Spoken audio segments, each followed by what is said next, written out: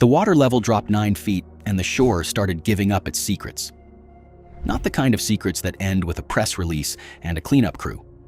The kind that federal investigators review behind closed doors, that researchers describe in off-the-record conversations with regional reporters, that ROV operators say they still think about at 3 in the morning when they cannot sleep. Lake Tahoe was supposed to be the cleanest, clearest, most pristine alpine lake in the country. That reputation was built on a century of surface-level measurements. Nobody ever went to the bottom. Nobody ever thought they needed to. Then the drought hit. The water dropped.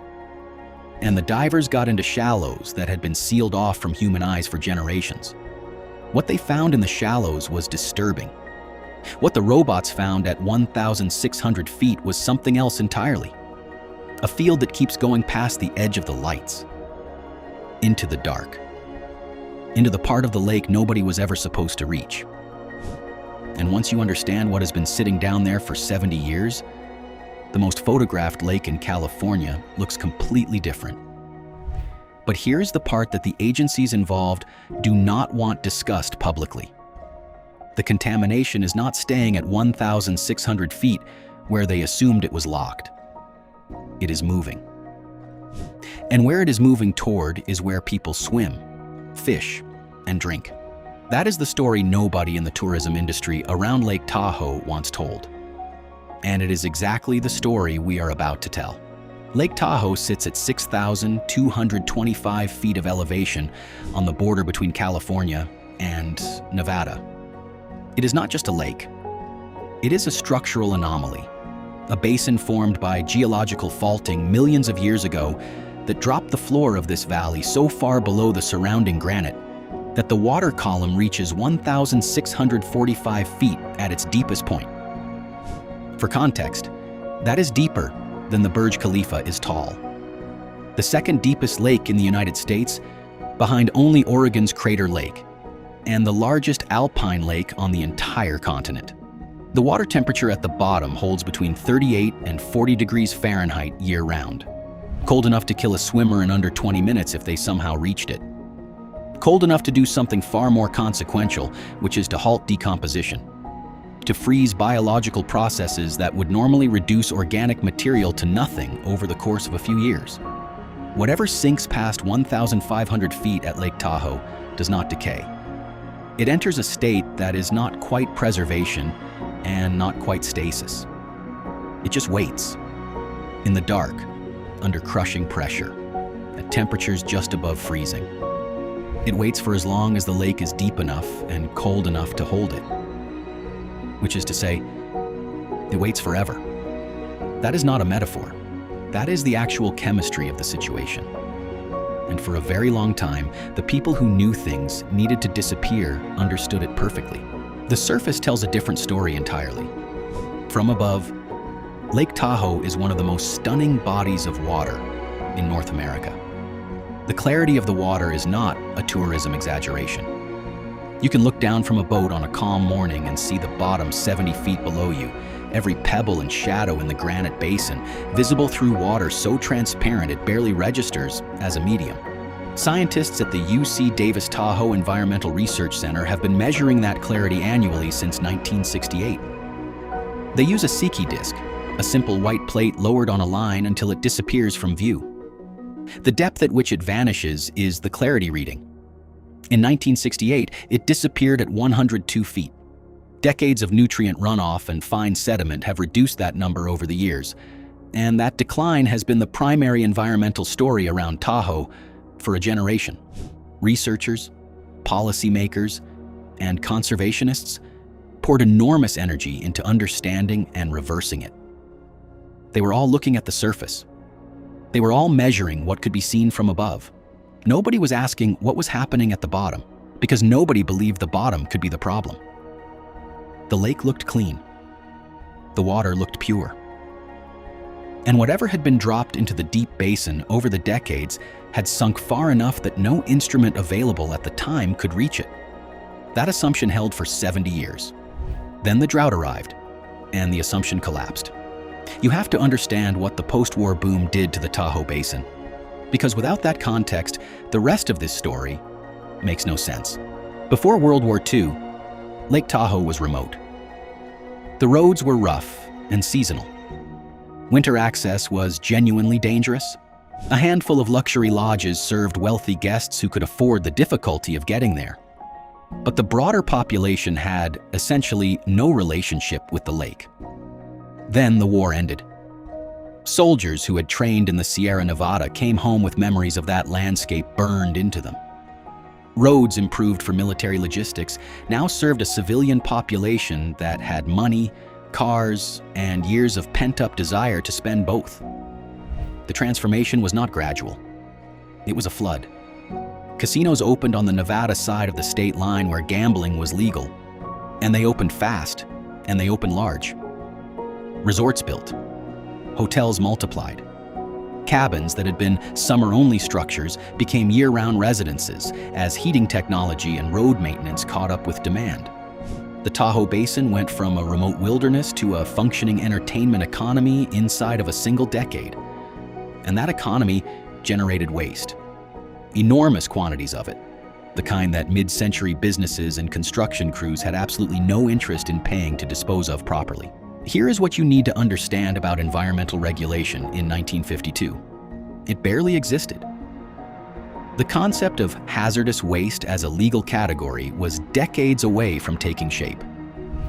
Industrial solvents, heavy metals, chemical byproducts of automotive service, dry cleaning, metal processing, photography developing, paint manufacturing, all the industries that service the growing casino and resort economy around Lake Tahoe produced waste streams that would require licensed specialist facilities today.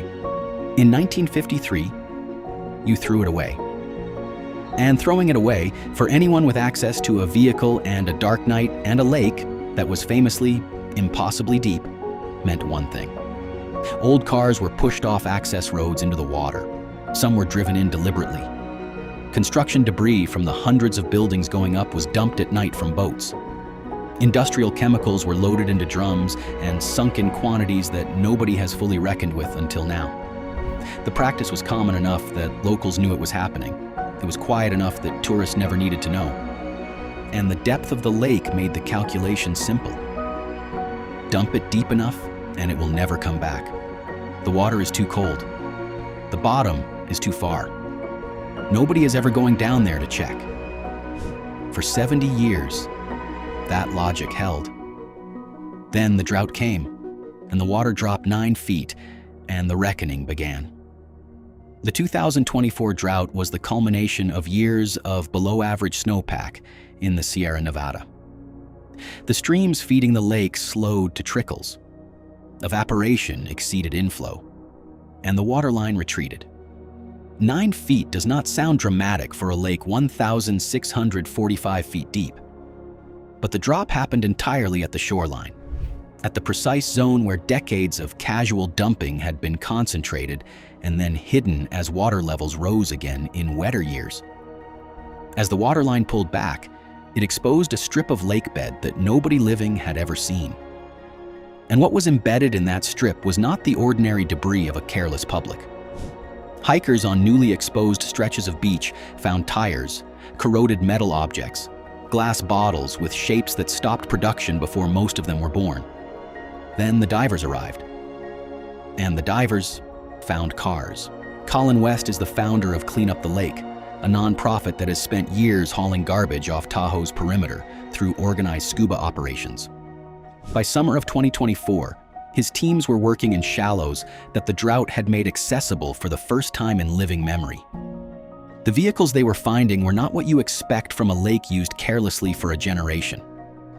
These were cars from the 1940s, 1950s, and 1960s, concentrated near old access roads and boat launch points, clustered in patterns that made any argument for randomness impossible to sustain. Someone had brought these vehicles to the lake deliberately and put them in. And the cold had done exactly what the people who dumped them assumed it would, just not in the way they anticipated. Yes, the cars sank and stayed and disappeared from view. But the cold also arrested the corrosion that destroys submerged vehicles in warmer water.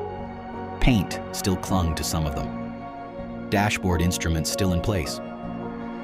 On a few, the license plates were still readable, and one traced back to a registration that was never reported stolen. The car went in. The paperwork went into a drawer. Nobody asked any further questions for the better part of a century. West has described swimming up to a 1957 sedan in the low light of an early morning dive and instinctively checking the driver's side window, the way you would at a roadside wreck. Not because he expected to find anything, because the car looked like it had been parked there last week. That is what the cold preserves. And that reflexive check through the window, that moment of pure instinct before reason catches up, is something the divers mentioned more than once in interviews. Because the cold that preserved the paint and the dashboard preserved other things too. And by the time the ROVs went deep, that detail had stopped being a footnote. If the idea that the most famous lake in California has been hiding something for 70 years is the kind of story that pulls you in, subscribe right now, because what comes next is the part the official agencies are still deciding how much to say out loud. As the scope of what the shallow water teams were finding became clear, the operation expanded. Data flowed to researchers at the UC Davis Tahoe Environmental Research Center. Scuba operations max out at a depth that barely scratches the surface of what the basin contains.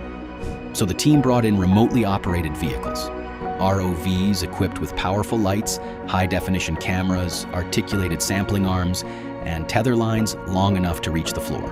What those machines found at intermediate depths, between 200 and 500 feet, continued the pattern from the shallows. More vehicles, more industrial debris, more evidence of deliberate, systematic disposal stretched across decades. The team descended further. Below 1,000 feet, the environment changes entirely.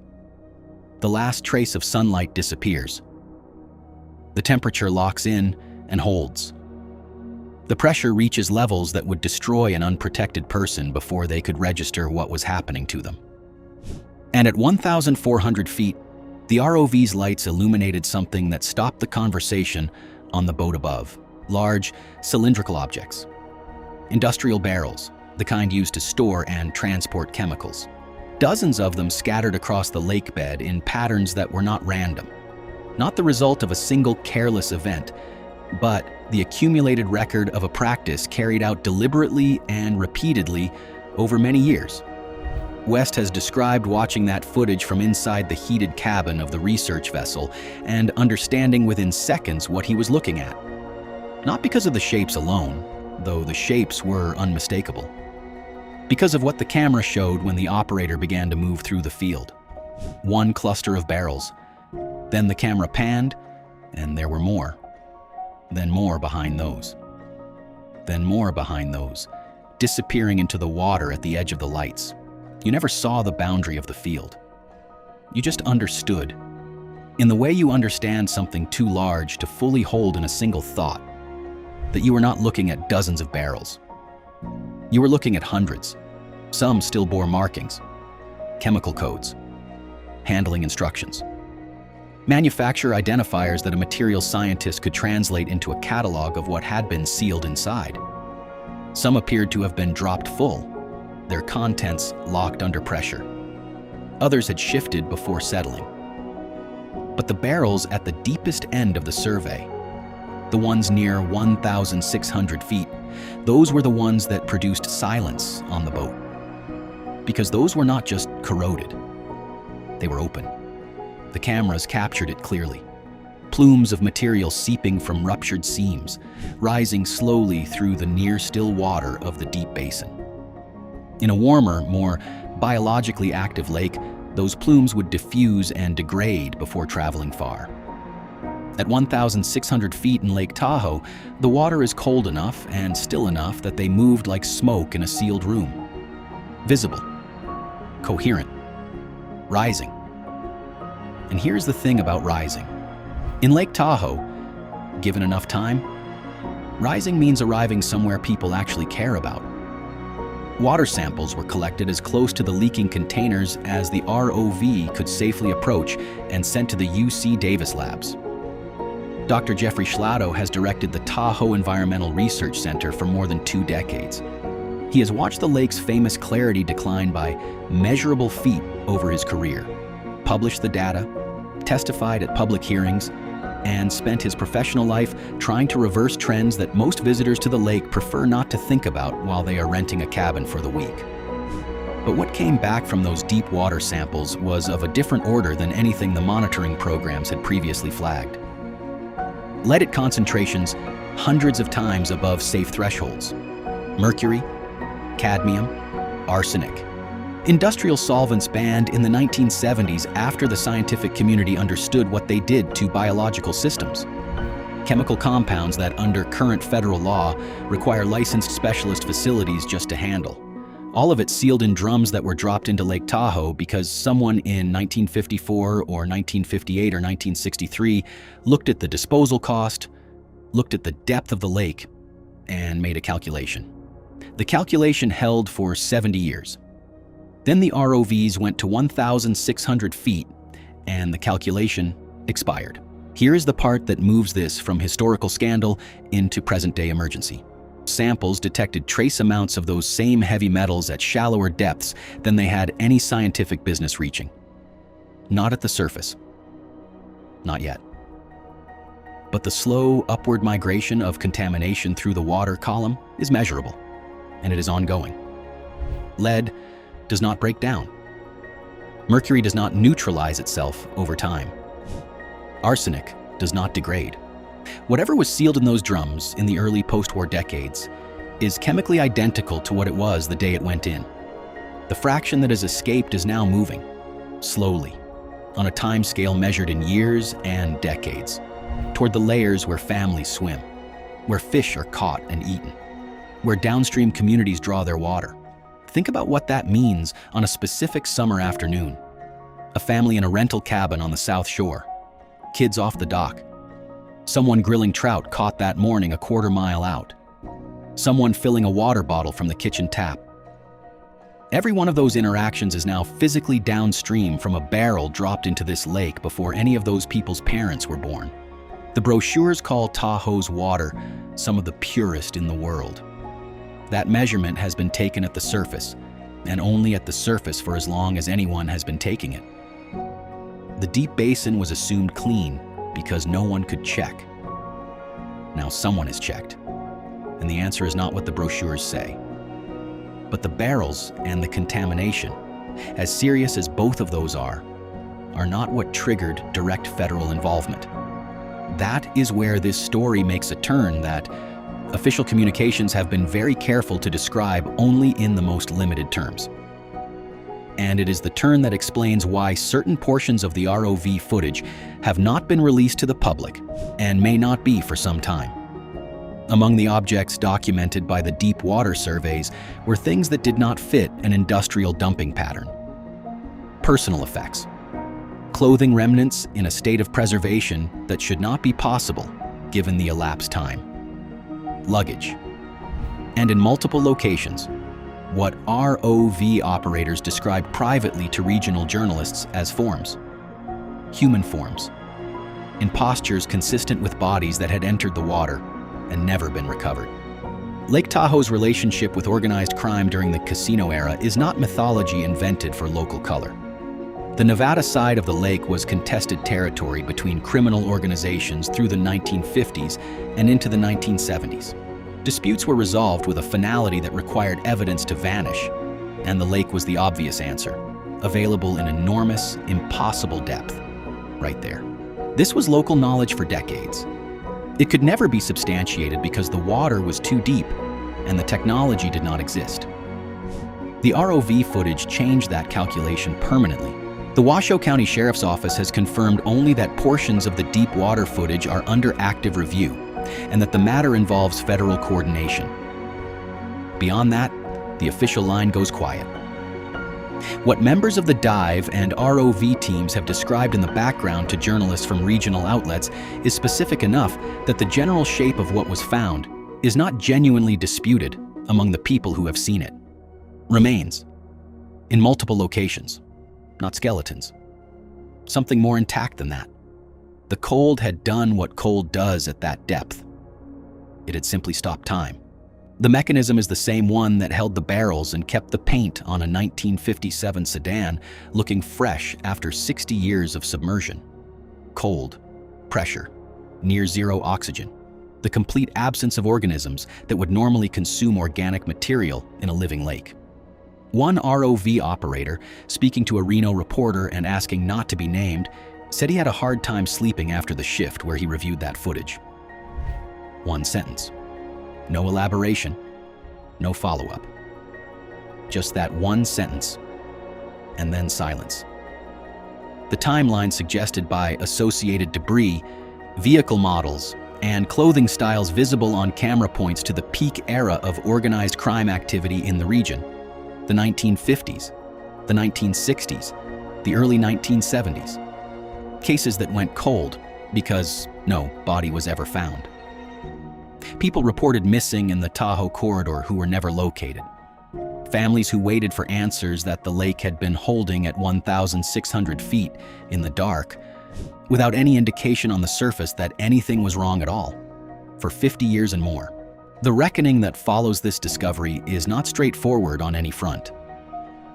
On the environmental side, Schlotto has been candid in academic settings about the central dilemma his team now faces. The barrels are corroding. Slowly, but without stopping. Doing nothing guarantees the contamination keeps spreading for another generation. But raising corroded industrial drums from extreme depth is not a controlled operation. A drum partially sealed by its own corrosion products for 60 years may lose structural integrity entirely the moment it is disturbed. The act of recovery could release the contents faster than any leak currently underway. And the scale, hundreds of barrels spread across miles of lake bed at depths requiring ROV operations just to survey, has no precedent in any American freshwater cleanup effort ever attempted. The California State Water Resources Control Board has working groups. The EPA has been formally notified. Studies are being commissioned at a pace that does not match the pace of a corroding drum. That gap is where the emergency lives, quietly, invisibly. Exactly as it has always lived in this lake. The question of the human remains presents its own impossible calculation.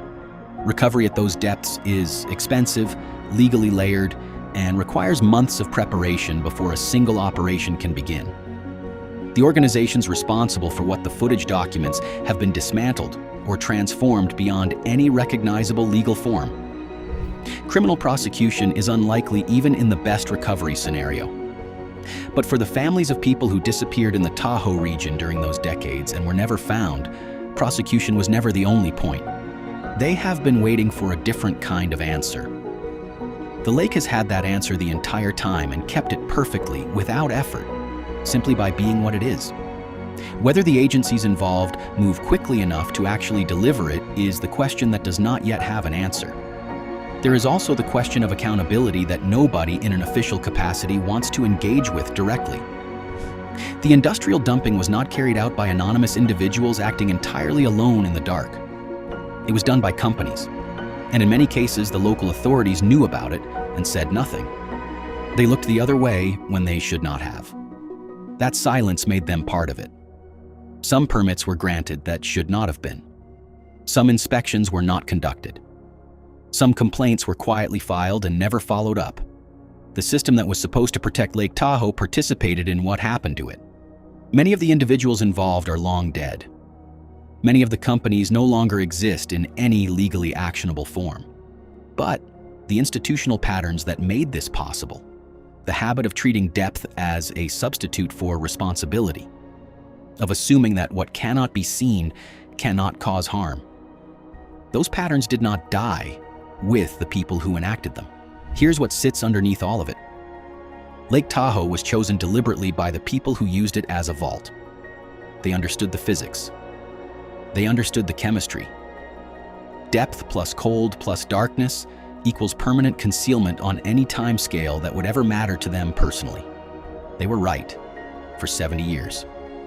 The drought and the ROVs made them wrong, but only because the water level fell enough to expose the access points and the technology finally caught up to the depth. Neither of those things were predictable in 1958. The calculation made sense when it was made. It simply had a longer expiration date than anyone expected, not an infinite one. Every photograph of Lake Tahoe you have ever seen is real. The blue is real. The clarity is real. From a paddleboard, from the shore, from a drone shot in a tourism campaign, the lake is exactly as beautiful as it has always been described. But the surface is not the whole story, and it has not been for 7 decades. Below it, in the cold that stops time and the dark that holds everything sent into it without complaint, the lake kept what was dropped there. The barrels, the cars, the chemicals now rising slowly toward the layers people actually touch, and the forms in the deep basin that federal investigators are reviewing in footage that has not been released and may not be for a very long time. The lake kept all of it without any indication on the surface that anything was wrong. That is what made it perfect. And that is what makes the discovery, now that it has finally happened, so difficult to sit with quietly, because the surface still sparkles. The water is still clear enough to see 70 feet down from a boat. The tourists are still coming. The brochures still say pristine. And somewhere below all of that, at a depth that required a historic drought and a technological instrument that barely existed a decade ago to finally reach, the truth has been waiting with the patience of cold water and the permanence of lead. It is not waiting anymore. So tell me in the comments, now that you know what is down there, what would you do with it? Do you raise the barrels and accept the risk of disturbing corroded steel at that depth? Or do you leave them and watch the contamination keep spreading toward the surface for another generation? Either answer costs something. And if this changed the way you see America's most famous pristine lake, stay right here. Because what investigators found inside an abandoned reservoir 2 states over makes Lake Tahoe look like a beginning.